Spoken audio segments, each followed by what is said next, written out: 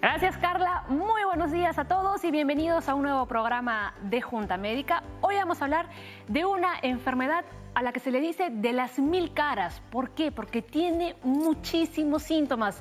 Y aquí en el programa del día ustedes van a saber cuáles son para que puedan identificar cuando hablamos de esclerosis múltiple. Lamentablemente esta enfermedad hasta el momento no se sabe cuál es la causa exacta. Tampoco hay una cura, pero sí hay muy buenos tratamientos que pueden hacer que el paciente con esclerosis múltiple tenga una vida plena. Empezamos.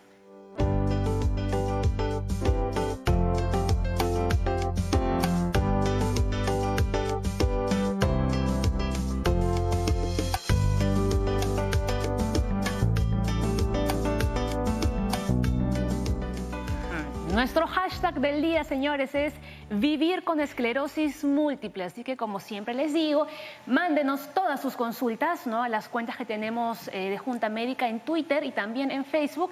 Y llámenos al 619-0670 porque estamos en vivo y nuestros doctores invitados pueden responder todas sus preguntas. Vamos a presentar a nuestros médicos del día, el doctor Edgar Rojas, neurólogo del Hospital Guillermo Almenara. Y también está con nosotros Cielo Rivera, médica fisiatra. Muy bien, hoy hablamos de la esclerosis múltiple. Vamos a ver si esta enfermedad es o no es común aquí en nuestro país. Los doctores me comentaban que hace muchos años se pensaba que esta enfermedad no existía aquí en el Perú, ¿cierto? Pero antes, vamos con mayor información para que ustedes tengan ya un contexto de lo que es la esclerosis múltiple. Vamos allá. La esclerosis múltiple es una enfermedad que lesiona la mielina. ¿Qué es la mielina? Lo vamos a explicar enseguida, no se preocupen. El material que protege las células nerviosas, bloqueando los mensajes entre el cerebro y nuestro cuerpo. La esclerosis múltiple es una de la dolencia neurológica autoinmune. Las mujeres tienen casi el doble de posibilidades que los hombres de padecerla. Aunque a veces causa discapacidad severa, raramente es fatal y la mayoría de las personas diagnosticadas mantienen una expectativa de vida muy normal. Bien, doctores, para entenderlo mejor, ¿qué es la mielina? ¿Qué hace? ¿Para qué existe? ¿Para qué está en nuestro cuerpo? A ver. Bueno, la mielina es una sustancia que envuelve a la neurona, sobre todo digamos así, la neurona es como una especie de cable de electricidad y alrededor de ella se forma una capa, ¿no? Esa capa viene a ser la mielina, ¿no? ¿Y qué pasa cuando se lesiona? Cuando se lesiona la mielina, los impulsos nerviosos ya no pueden transmitirse adecuadamente, se demoran y por lo tanto cualquier acción que hay en el cerebro se va a retrasar o se va a bloquear. ¿Se sabe de qué forma se puede dañar la mielina? Bueno, hay muchas causas, ¿no? Pero en el caso de la esclerosis múltiple, lo principal es que se producen una serie de efectos inflamatorios, anticuerpos y sustancias químicas que van a destruir esta mielina y que van a ocasionar la formación de placas. Placas son pequeñas lesiones que se dan en diferentes partes del sistema nervioso. Puede ser en el cerebro o puede ser en la médula. Así es, muy bien. ¿Algo que comentar antes de ver nuestro caso? Bueno, mayormente esto es un tema autoinmune, siempre recalcar, ¿no? En este caso es una enfermedad producida por nuestro propio organismo. Así es, muy bien. Y ahora sí, señores, vamos a conocer el caso de Gerson Quispe, ¿no? Él es un joven de 23 años, quien fue diagnosticado con esclerosis múltiple a los 18 y nos cuenta, ¿no?, cómo es realmente vivir con esta enfermedad. De un momento a otro me ha pasado esto. Yo pensé que tan solo era una fiebre o algo. Tenía que apoyarme de alguien o bien de algo.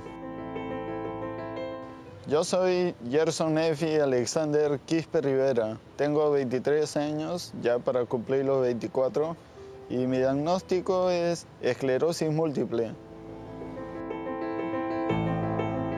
Desde el 2012 he empezado esta enfermedad.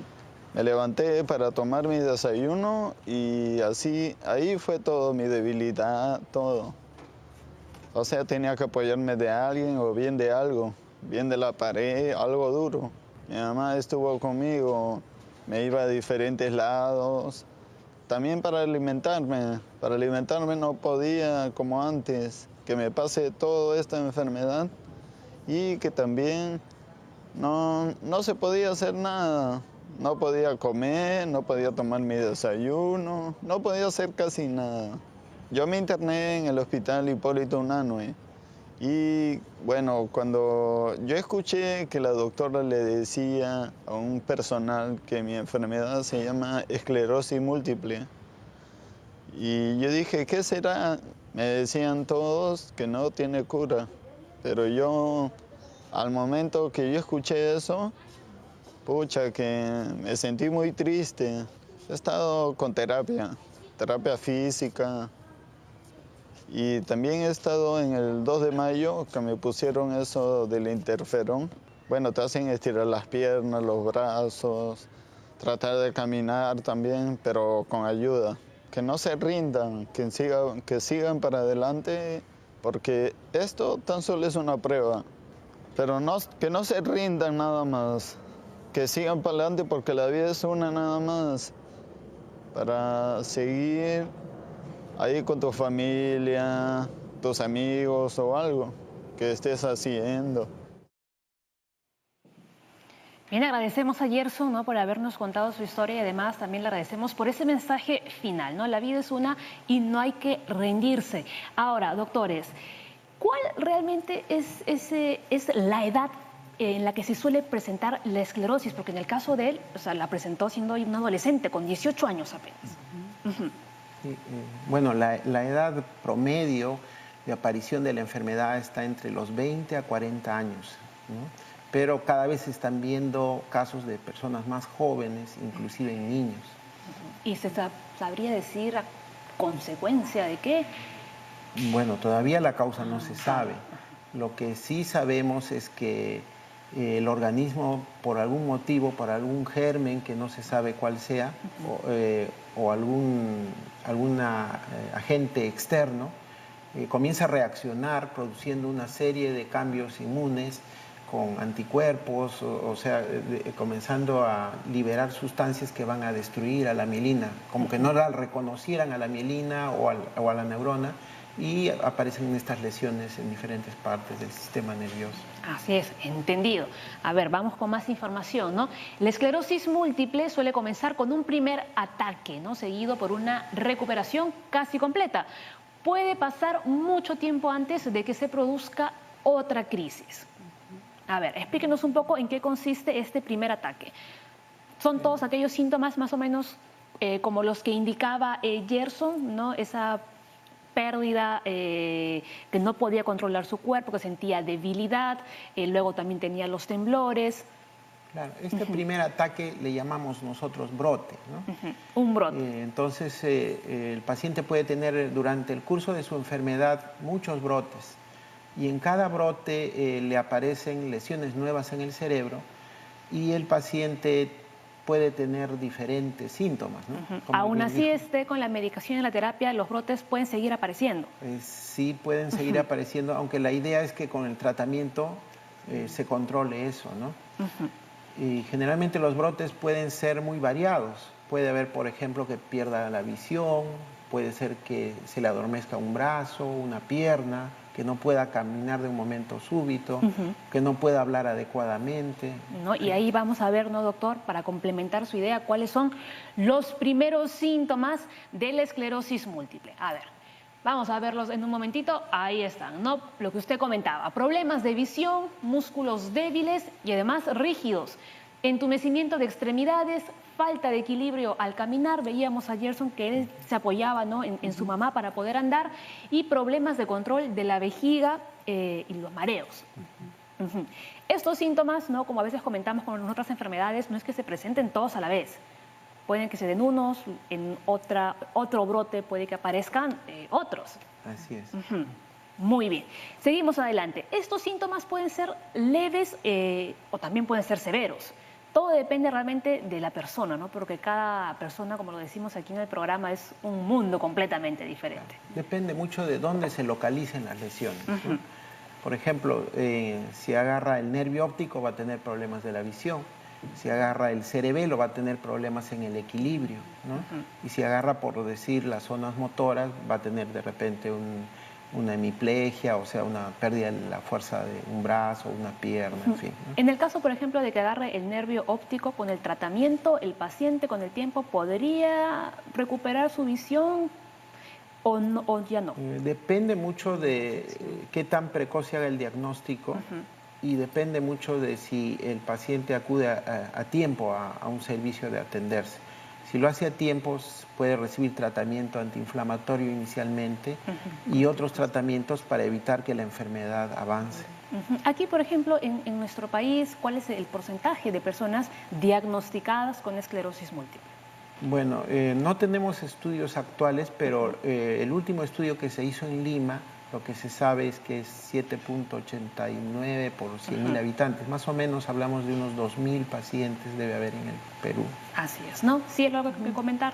Bueno, sí, que la mayoría de pacientes son diagnosticados en Lima, ¿no? Y como comentaba el doctor, que la afección depende de dónde ha atacado, en este caso, el problema inmunológico, el problema de el propio organismo, cómo afecta. Si ataca el ojito, va a haber ceguera. Si ataca el sistema nervioso central a nivel de médula, hay otros tipos de síntomas, ¿no? Como la incontinencia urinaria, la incontinencia anal, disfunción sexual, múltiples.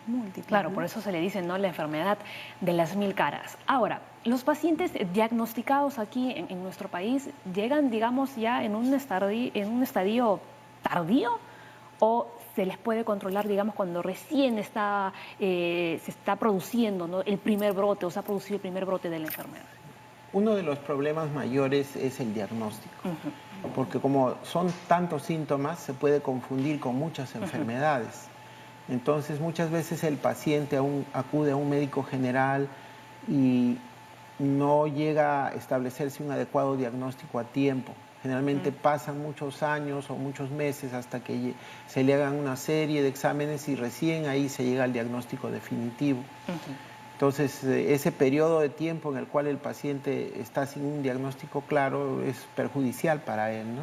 Así es, ¿no? Y hay una prueba en concreto que ayuda mucho a los médicos, ¿no?, a identificar de que realmente se trata de una esclerosis múltiple. Y los doctores nos van a contar en qué consiste esta prueba después de la pausa. No se muevan.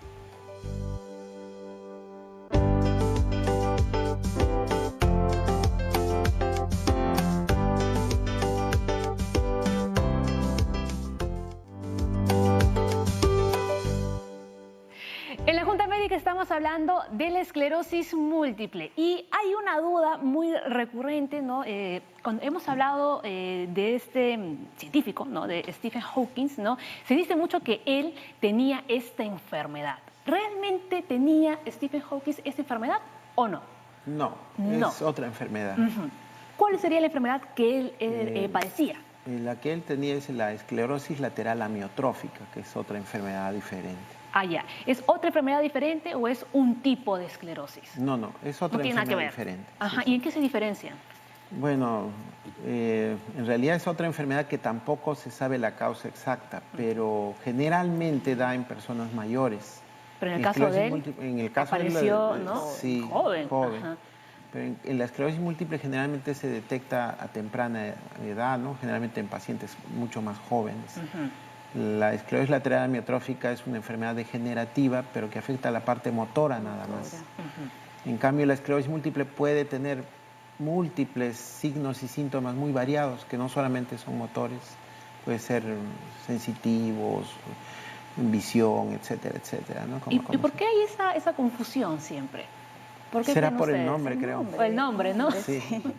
Muy bien, entonces aquí en la Junta Médica, algo nuevo que ya han aprendido, ¿no? La esclerosis múltiple no era la enfermedad que tenía Stephen Hawking. Bien, vamos a ver cuáles son los síntomas tardíos, ¿no? Al inicio del programa estamos viendo cuáles eran, ¿no?, los primeros síntomas que podíamos encontrar en la esclerosis múltiple. Ahora vamos a ver los tardíos. Fatiga mental o física, cambios en el estado de ánimo como depresión, euforia. O sea, realmente vemos que entra tanto, ¿no?, físico como psicológico también, ¿no? Y hay más. Cambios en la capacidad de concentrarse o hacer eficazmente varias tareas a la vez y dificultades para tomar decisiones y planificar. A ver, ¿qué podemos comentar al respecto, ¿no?, con estos síntomas? Sí, uno de los síntomas que en realidad no es tan tardío, puede aparecer inclusive de inicio. En el primer brote. Sí, es relacionado al deterioro cognitivo, le llamamos nosotros, que es, digamos, que el paciente efectivamente puede tener falta de concentración, puede tener, digamos, cierta lentitud para poder procesar la información, es decir, puede hacer las cosas normalmente, pero lo hace más lento, no puede hacer 3 o 4 cosas a la vez, se bloquea, digamos, al hacer esas cosas, tiene que hacer una por una. Y eso también puede confundir el diagnóstico, ¿no, claro, ¿no, doctor? Sí. Y después ya aparecen los problemas del humor, el estado de ánimo, ¿no?, la depresión. Y todo eso conjuntamente puede originar pues también una discapacidad. Así es, ¿no? Bueno, entendemos, ¿no?, que hasta el momento no hay una causa exacta de la esclerosis múltiple, pero ¿podría ser hereditaria esta enfermedad? Bueno, hay factores hereditarios. Se han visto, por ejemplo, que hay ciertos, en los genes tenemos algunos haplotimos, le llamamos, o sea, algunas alteraciones genéticas en la familia que pueden condicionar que una persona pueda estar predispuesta a tener la enfermedad, pero no necesariamente que la vaya a tener, pero sí hay una predisposición genética. O sea, de que existe está la probabilidad, ¿no? Muy bien. Tenemos consultas de las redes sociales, doctores. Vemos ahí la de José William Fernández.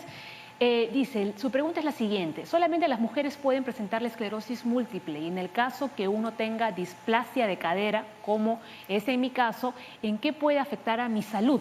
Nos pregunta José. A ver. En él, por ejemplo, podría afectar el tema de la marcha, si es que afecta la fuerza muscular, ¿no?, sobre todo a predominio de las piernas, o sea, distal, ¿no?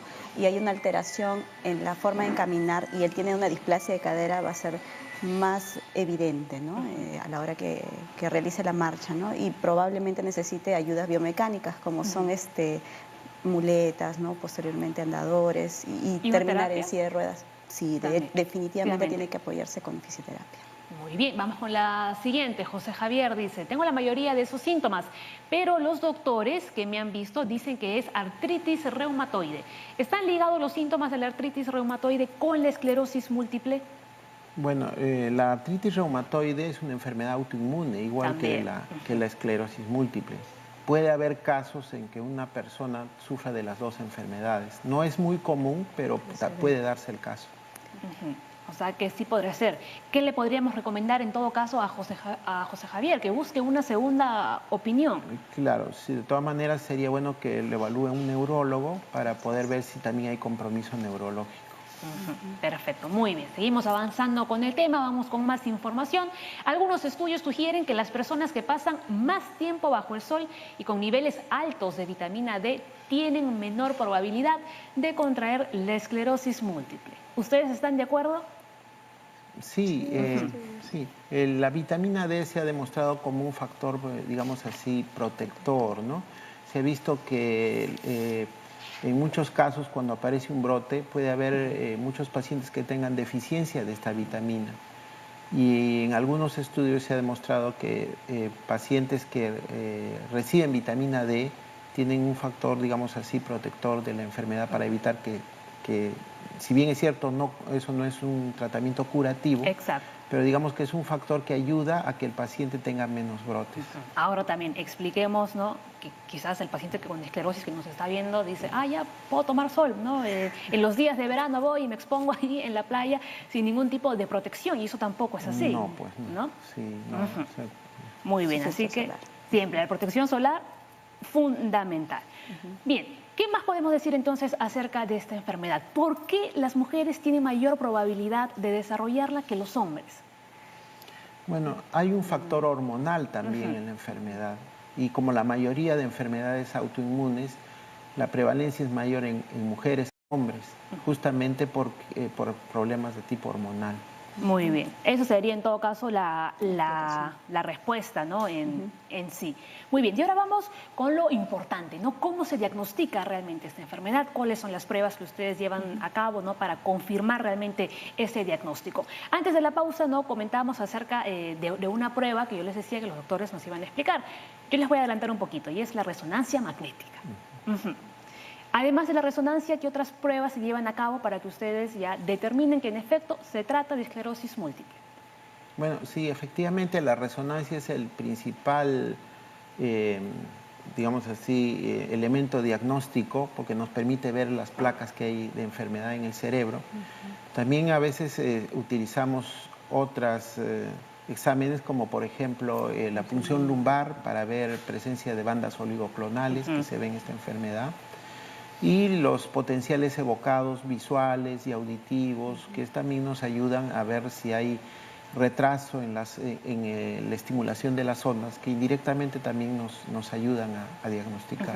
Ahora, la resonancia es una prueba que se la tienen que hacer sí o sí.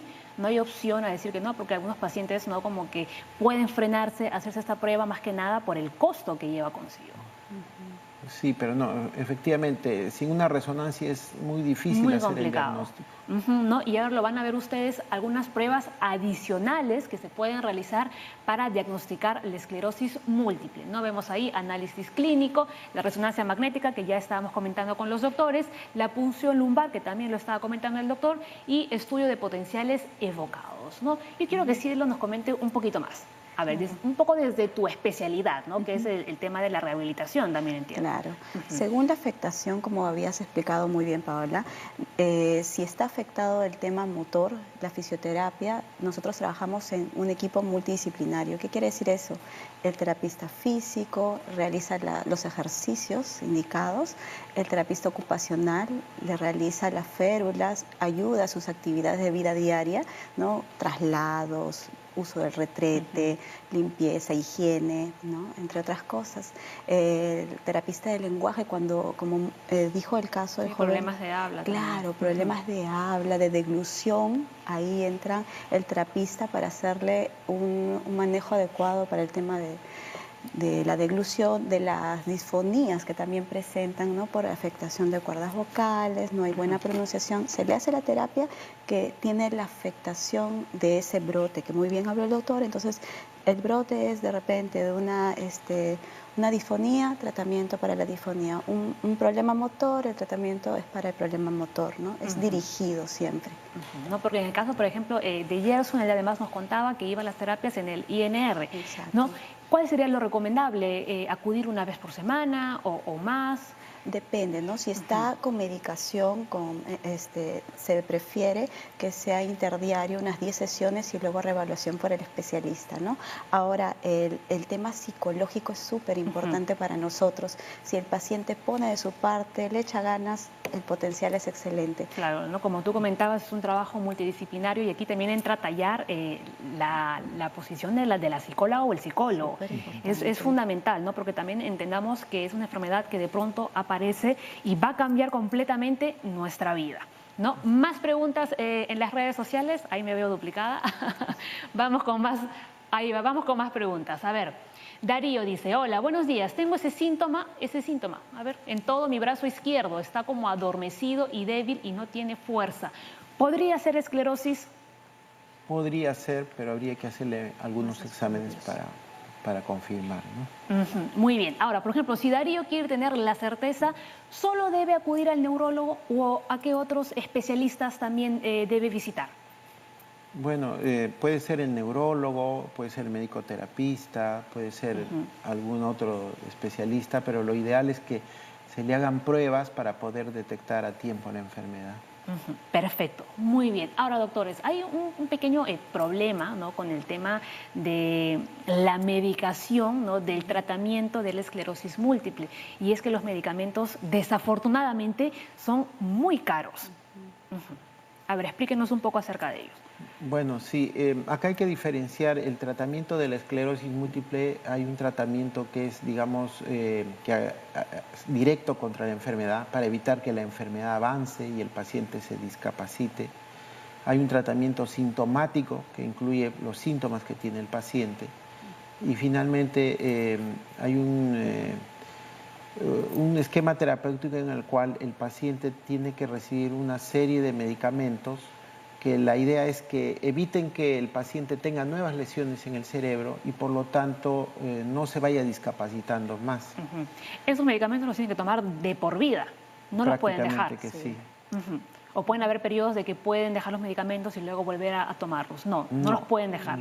Una vez que ustedes inician el tratamiento, lo tiene que seguir a rajatabla. Así es.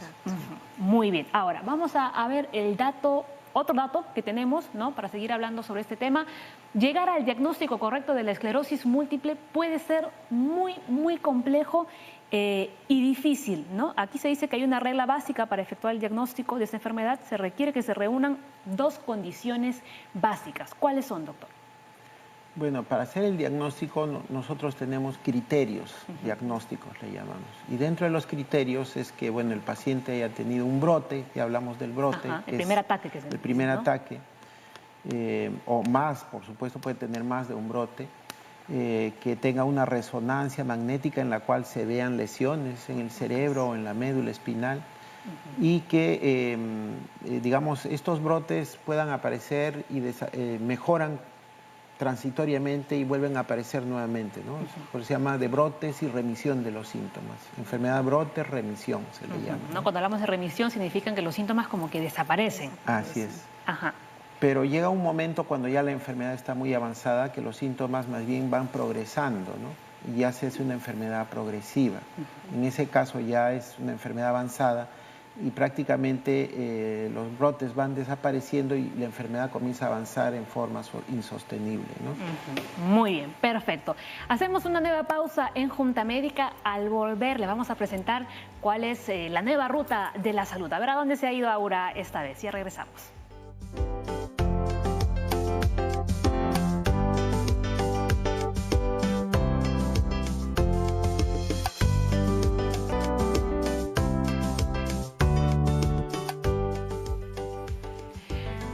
Muy bien, continuamos en Junta Médica. Tenemos una llamada telefónica. Karina Espinosa. Hola, muy buenos días. Se escucha la Junta Médica. Buenos días, señorita. Una consulta. Sí, te escuchamos. ¿Cuál es tu consulta? Mi mamá tiene 74 años. Tiene esclerosis sistemática asociada con el mal del Sjögren, y yo quiero saber si ahorita mi mamá lleva medicinas, ¿no? Le están poniendo una inyección semanal que se llama metotrexate, ¿no?, para lo que es su enfermedad, que dicen que es de por vida. Ahora, lo que yo quiero saber es que todo esto está asociado al mal que tiene de Sjögren, porque también tiene sequedad en la boca, ¿no? Se le está poniendo su piel durita, su mano. Entonces yo quiero saber si es que esto es de por vida, las medicinas de por vida. Muy bien, perfecto. Muchísimas gracias, ¿no?, a Karim por su llamada. A ver, doctores, ustedes estaban comentando, ¿tendríamos ya alguna respuesta concreta, ¿no?, para darle a la televidente? Bueno, lo que más o menos nos ha dicho es que la señora tiene una esclerosis sistémica, le he entendido, y una enfermedad de Sjögren, ¿no?, que son enfermedades reumatológicas fundamentalmente, pero que al igual que la esclerosis múltiple son enfermedades autoinmunes. Entonces, los tratamientos en esos casos tienen que ser de por vida y generalmente se utilizan medicamentos inmunosupresores, como ella nos dijo, el metotrexate entre ellos, ¿no? Muy bien, entonces, ¿no?, ya responderíamos su consulta que en todo caso la medicación la tiene que seguir tomando, ¿no?, hasta el final. Muy bien, ahora sí, señores, vamos con lo anunciado, ¿no?, y vamos a ver ahora en su nueva ruta de la salud. Hola, en esta nueva ruta de la salud hemos llegado al INR para observar las diferentes terapias que se realizan en relación a la esclerosis múltiple. Por eso estamos con la licenciada Violeta. Cuéntenos qué es lo que vamos a observar, por favor.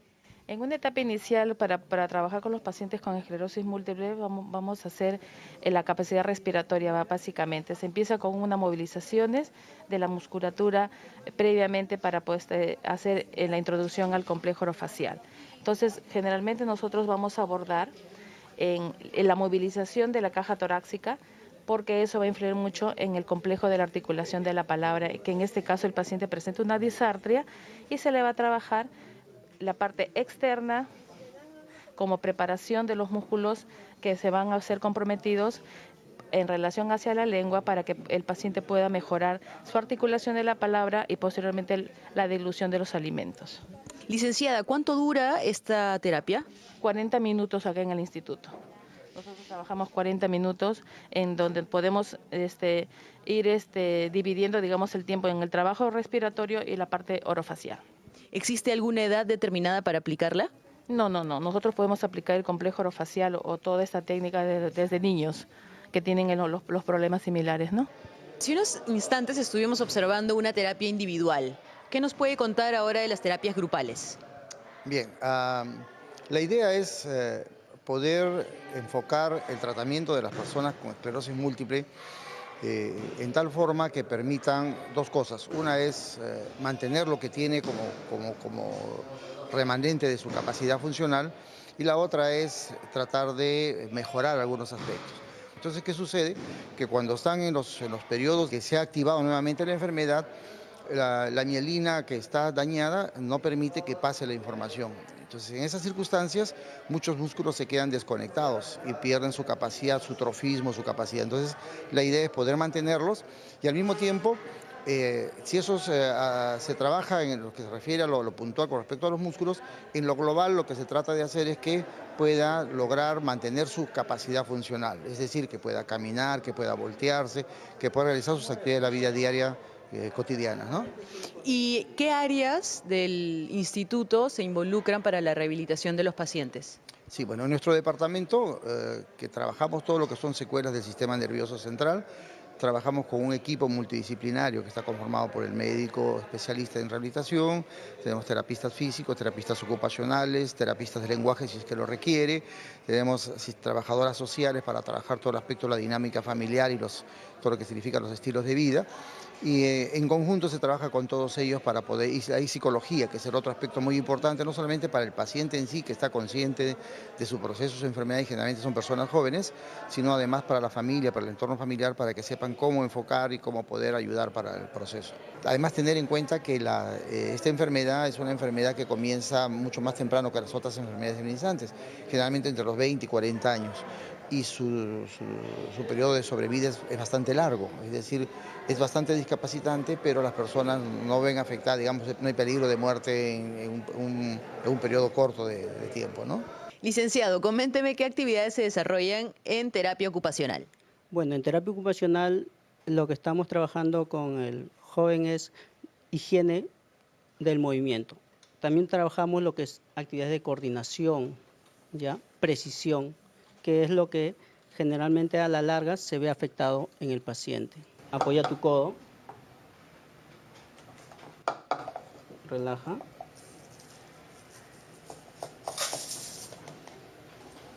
Muy bien. Bien, con esto terminamos nuestra ruta de la salud, así que estudio, regresamos con ustedes y yo me quedo aquí para observar un poco más sobre estas extraordinarias terapias. Gracias.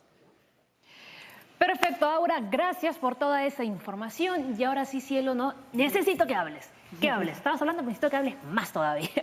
Para que nos puedas explicarnos por qué son tan importantes, ¿no?, estas terapias, como acabamos de ver, ¿no?, en este caso en el instituto. Claro. Bueno, nosotros, como vemos, depende de la afección. O sea, justo preguntabas, Paola, si el paciente puede trabajar.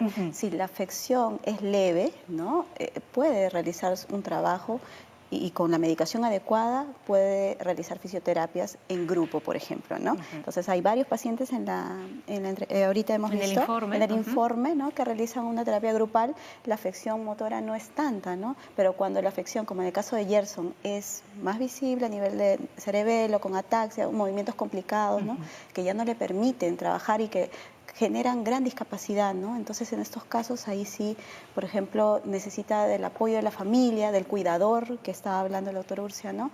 Es importante el el tratamiento no solamente del paciente, sino a nivel psicológico del paciente, de la familia también, ¿no? Así es, ¿no? Veíamos esas terapias que se están realizando en grupo. ¿Es posible que algunos pacientes con esclerosis múltiple, si el grado no es muy avanzado, pueden realizar deportes? Claro, claro que sí. Si está inactivo, sí puede realizar deportes. Pero hay algunos en concreto que quizás es mejor evitar, quizás los de contacto. Claro, todos los de contacto, los que lesionen los músculos, ¿no?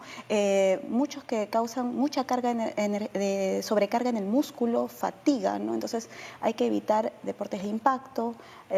Los ideales serían natación, de baja intensidad, tai chi, pilates, que nos permiten el movimiento de los músculos en general, ¿no? Yoga también podríamos incluirlo ahora que está tan de moda, ¿no? Claro, yoga es excelente, ¿no? Es bien completo en el caso de inactividad que no esté muy afectado el paciente, ¿no? No, pero si vemos un deporte que es completísimo y que casi lo recomiendan casi todos los médicos, si no es en la mayoría de enfermedades, es la natación. Sí. Efectivamente, sí. Exacto.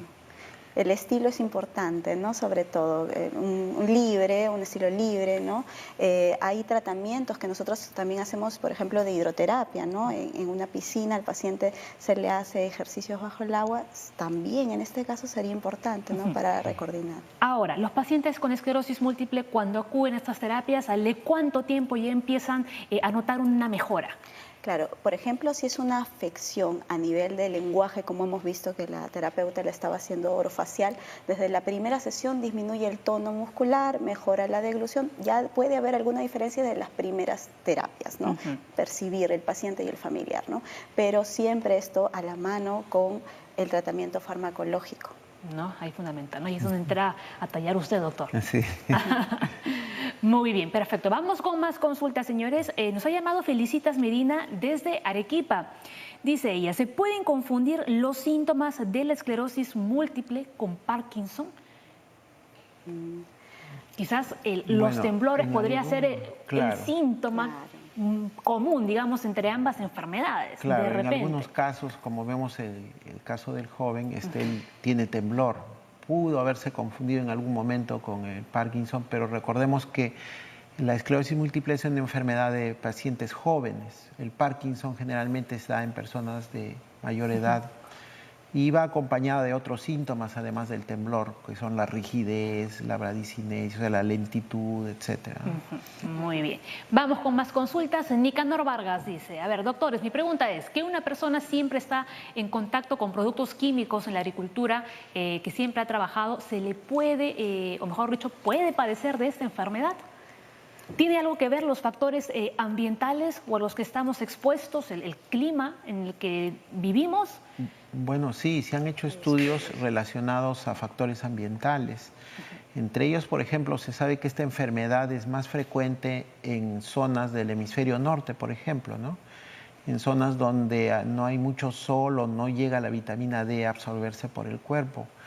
Igualmente, factores como el uso de cigarrillo, la obesidad en niños, es otro factor también importante, ¿no? Que podrían modificarse. Claro, ¿no? Encima la obesidad, que es la epidemia del siglo XXI, y si no cambiamos nuestros hábitos de alimentación, nuestro estilo de vida, no vamos a poder avanzar. Vamos a ver qué otros factores de riesgo no podrían estar asociados a la esclerosis múltiple. A ver, ¿los tenemos? Ahí están, ¿no? La edad más frecuente en personas entre los 15 y 50 años, ¿no? Pero como decían ustedes, generalmente aparece a partir de los 40, más o menos, ¿no? Bien, el sexo, ¿no? Como ya habíamos comentado, somos las mujeres las que tenemos mayor probabilidad y esto puede ser debido a un tema hormonal, ¿no? Como nos estaban contando. Y también antecedentes familiares. Existe, ¿no? La probabilidad, ¿no? De que de repente pueda haber una especie de carga de herencia, mejor dicho, ¿no? Algo hereditario. Entonces queda claro entonces ahí los factores de riesgo. Podríamos añadir más, ¿no? Como el clima, las zonas templadas y frías, como decía el doctor, zonas en las que puede que no haya mucho sol, ciertas infecciones, ¿como cuáles? A ver. Bueno, algunas infecciones virales, ¿no? Se asocian sobre todo enfermedades que aparecen en la niñez o en la adolescencia, algunos virus como el virus de Epstein-Barr, por ejemplo, se ha demostrado que son más predispuestos a que estos pacientes hagan esclerosis múltiple. Muy bien, seguimos avanzando. Y bueno, lo que ya también habíamos comentado, ciertas enfermedades autoinmunes, ¿no? Y fumar, el bendito cigarrillo también. Ahora, lo que nos preguntaban, ¿no? Lo que nos preguntaban era sobre el tema de Nicanor, perdón, era sobre estos productos químicos. ¿Realmente podrían hacer que desarrollemos esclerosis múltiple? Con la suma de factores de riesgo tal vez, ¿no? Si fuera, si fumara, obeso, antecedente de una tía, abuelita, hermana con esclerosis múltiple y agregas ese factor, probablemente se desencadene. No, en este caso, ¿qué le podríamos recomendar a este señor? Bueno, es un poco difícil porque como no sabemos todavía la causa específica de la enfermedad, pero de hecho el estar en contacto con sustancias químicas o pesticidas puede dar lugar a enfermedades del sistema nervioso que no solamente incluyen la esclerosis múltiple, también, por ejemplo, la esclerosis lateral amiotrófica que hablábamos. Lo que decía de Stephen Hawking, ¿no? ¿no?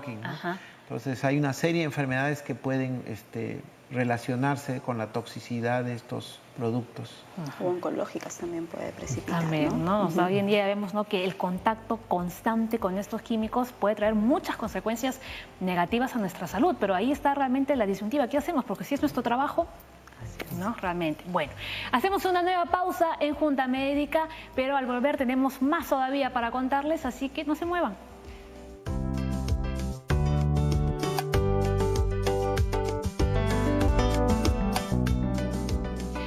Bien, llevamos con lo último del programa y estábamos comentando aquí, seguíamos con el tema, ¿no?, de Stephen Hawking con los doctores y estábamos encontrando más diferencias de la enfermedad que tuvo él con la esclerosis múltiple. Una de ellas, otra de ellas es... Claro, la esclerosis lateral amiotrófica no afecta el tema de memoria, de atención, o sea, el tema de funciones mentales superiores está preservado.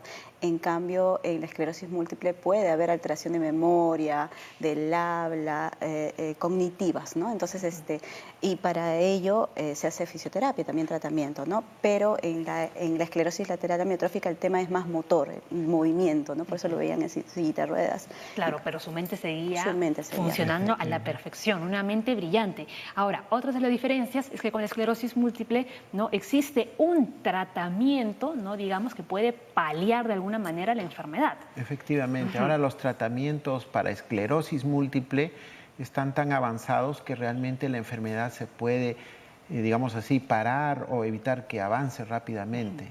En el caso de la esclerosis lateral amiotrófica sí no existe un tratamiento efectivo todavía. ¿Eso es por qué? Porque es una enfermedad que es degenerativa, ¿no? Sigue avanzando, sigue avanzando. Muy bien, vamos a hacer un pequeño paréntesis, ¿no?, en nuestro tema del día, que es la esclerosis múltiple, porque vamos a presentarles, ¿no?, nuestro segmento de Salud en Acción, en colaboración con el Ministerio de Salud. Y ahí va un informe sobre la epilepsia, no se lo pierdan.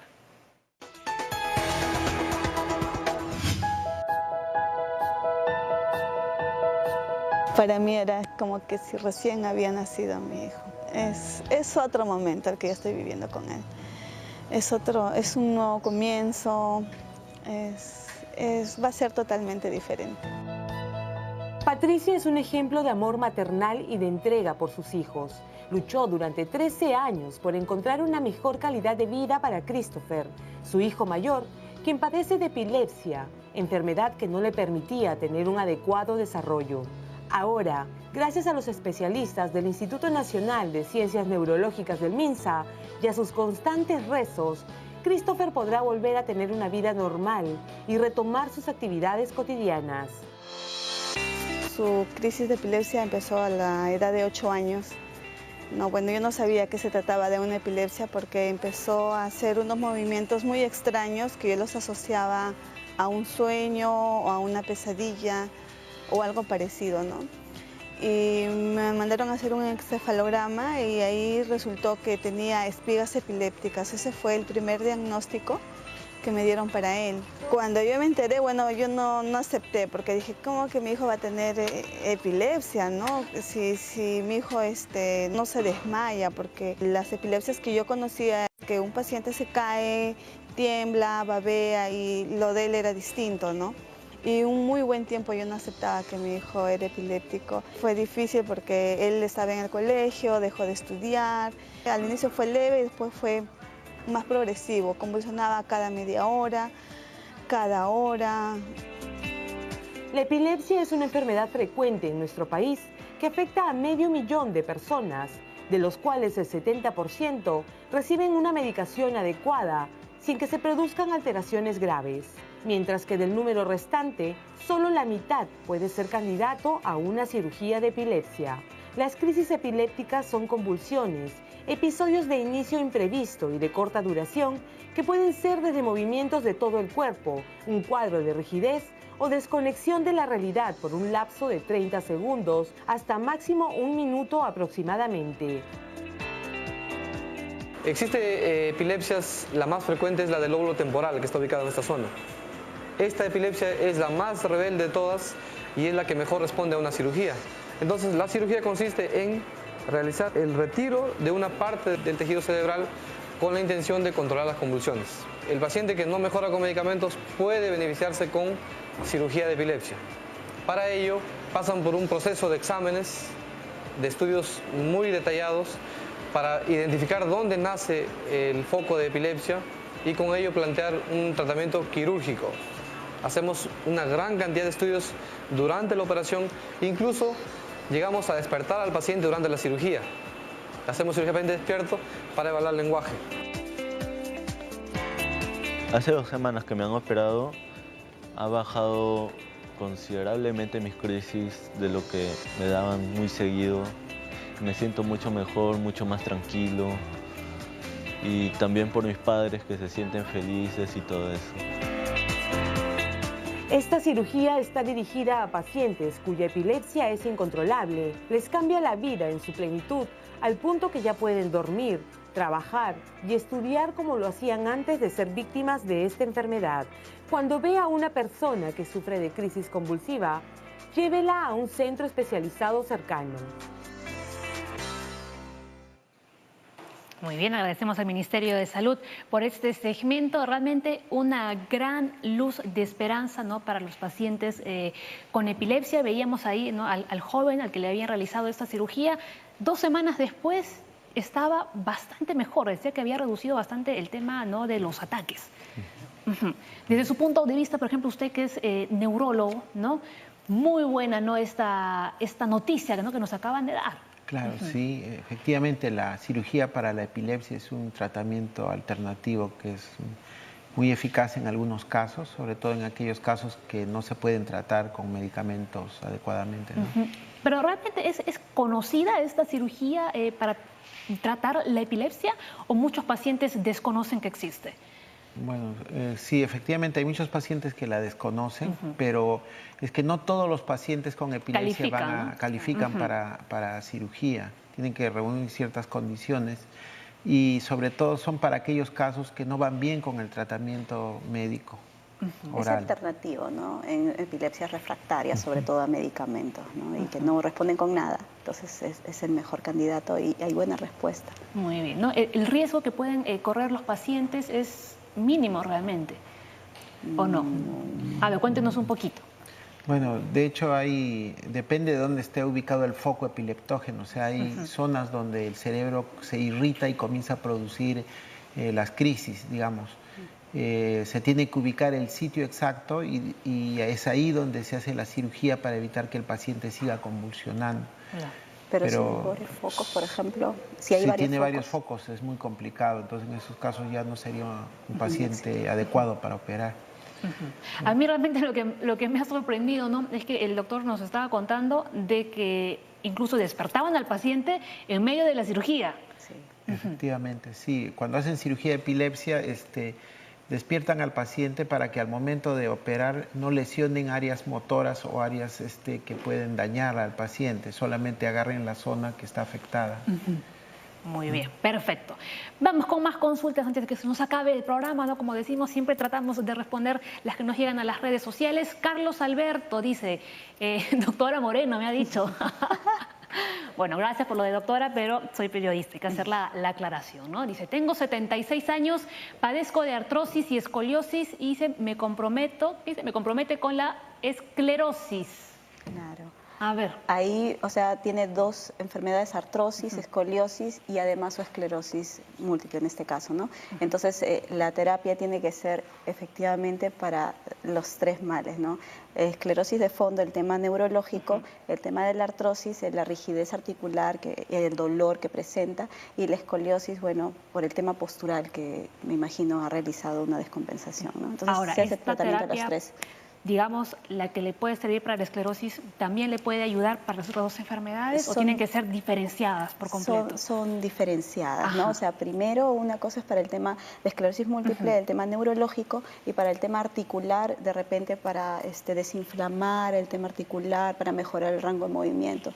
Pero obviamente tiene que estar con una buena medicación para realizar las fisioterapias. Muy bien, perfecto, doctores. Un placer que hayan estado aquí en la Junta Médica, que nos hayan explicado no todo acerca de la esclerosis múltiple. Ya hemos conocido además que no era la enfermedad, ¿no? que tuvo Stephen Hawking. Y ahora sí, las conclusiones finales y sobre todo las recomendaciones también. A ver, vamos con usted, doctor. Ahí, a la cámara. Bueno, la recomendación principal sería que si alguna persona tiene algún síntoma de adormecimiento de un brazo, de una pierna, pérdida del habla, molestias para caminar o algún síntoma que aparece de forma aguda, es decir, de un momento a otro, que acuda lo más pronto posible a un médico, si fuera posible a un neurólogo, para que pueda diagnosticarse a tiempo la enfermedad, porque la esclerosis múltiple es una enfermedad que se puede tratar, que puede lograrse que el paciente no se discapacite, pero mientras más pronto sea el tratamiento, es más fácil que el paciente pueda lograr ese objetivo. Perfecto, y ahora vamos con Cielo. Bueno, también explicar a los pacientes que esta enfermedad tiene tratamiento, no cura, pero sí un tratamiento, ¿no? Y el equipo multidisciplinario estamos para apoyarlos, ¿no? En diferentes áreas, el médico rehabilitador, el terapista físico, el ocupacional, el de lenguaje, el psicólogo, y no solamente a él, sino a la familia, ¿no? Al cuidador, ¿no? Entonces es importante que se establezcan objetivos y las metas, ¿no? Para que no afecte tanto y mejore su calidad de vida. Perfecto, ¿no? Ese es el objetivo, ¿no? Que el paciente realmente tenga una buena calidad de vida y sobre todo una vida plena y feliz. Muy bien, señores, nos despedimos. Mañana más Junta Médica. Ya saben lo que toca los viernes, ¿verdad? La salud mental. ¿Cuál es nuestro tema? Se lo vamos a contar mañana. Bien, gracias YouTube, Motivos y Viale. Y ahora se quedan con la programación de TV Perú porque ya saben qué es lo que viene ahora. Pues Jaime Lertora y a lo grande. Chao.